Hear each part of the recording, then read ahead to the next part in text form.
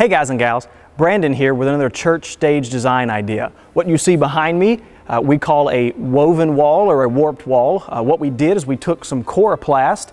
This is actually 8 4x8 sheets. We got a coro-claw. It's a Coroplast cutter. We got it on Amazon. It cuts the Coroplast down the flutes, which is lengthwise.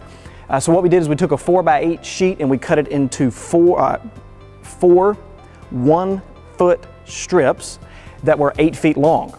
And then we built 4 frames out of 2x4s that are 7 feet 6 inches tall by 7 foot wide.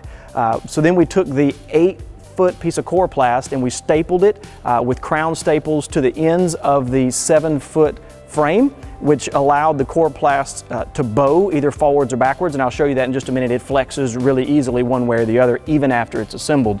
And the reason we built a 7.5-foot frame instead of an 8-foot frame is because it's hung from our truss with bicycle hooks, and so the extra 6 inches actually covers up the bicycle hooks, and so you don't see any of the attachments up there. We'll get a little closer and we'll show you what it looks like from there. So this is a little closer look at our set design. This is 1 foot of Coroplast that we cut lengthwise down the flutes.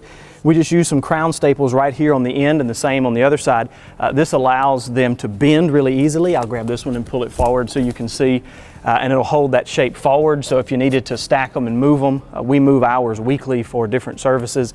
And so this has been a useful part, kind of a byproduct of that, and so they just fold forwards or backwards.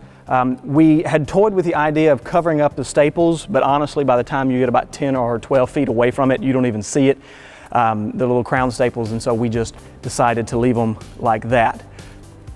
An unintended side benefit of this set is that this has also created a really interesting projection surface. So we have used our projectors in the rear of the room to project an image on here in addition to the color that we have put on it. In between each one of these is a Colorado Tour 144 batten made by Chauvet. That gives us color down the middle. We use 3 lights in the bay above to project color on the front of it. You'll see in some of our photos in a minute, we usually use 2 colors, a blue and a yellow, or a pink and a peach, or whatever colors that we're using for a particular song. We can put 2 colors, one on the front, one on the back, by using 2 sets of LED fixtures. You can build these as a standalone panel with some feet on the sides or on the bottom if you need to. Ours are hanging from a truss because that's the system that we use here. One thing that you do want to make sure and do though is your bottom plate. You want to make sure that your first row of Coroplast bands start just above that and not below that, because if it's below that you can only bend that course forward, and then by the time you get to the top your course needs to be bent backwards if you're doing an even number. If you're doing an odd number of rows, then you can compensate for that as your space allows. Height and weight requirements in here, we stick with about an 8-foot panel because that works best with our weight load and the maneuverability of being able to move them between the services, which is something we do in about 10 or 11 minutes each week.